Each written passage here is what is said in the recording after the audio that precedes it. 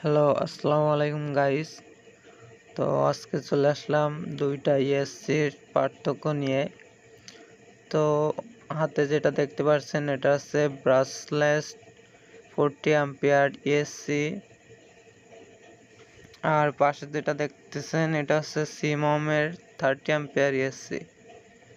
তো এই 30 অ্যাম্পিয়ারের ইএসসি আপনার অতিরিক্ত হিট হয়। তো অতিরিক্ত হিট হওয়ার কারণে ওর উপরে কাভারটা পুড়ে গেছে। আর ব্রাশলেস যে 40 অ্যাম্পিয়ার যে ইএসসিটা দেখছেন, এটা খুব ভালো পারফরমেন্স দেয়। এটা 2S থেকে 4S লিপো ব্যাটারি সাপোর্ট করে। এই ইএসসিটা আপনার হিটিং কোনো ইস্যু নাই, যে হিট হয় এমন কোনো ইস্যু নাই।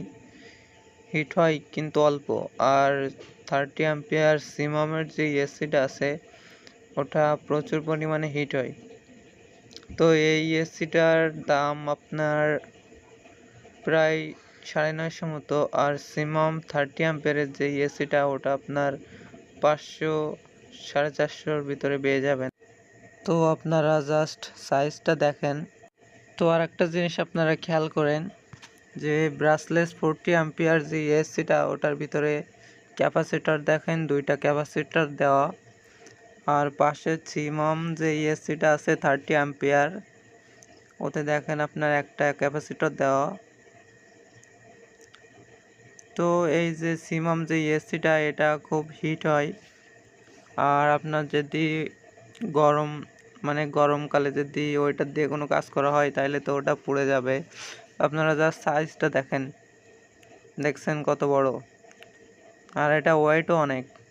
আর সিমম যে ইএসসিটা আছে ওটা আপনার নতুনদের জন্য আর কি, নতুনদের জন্য ভালো।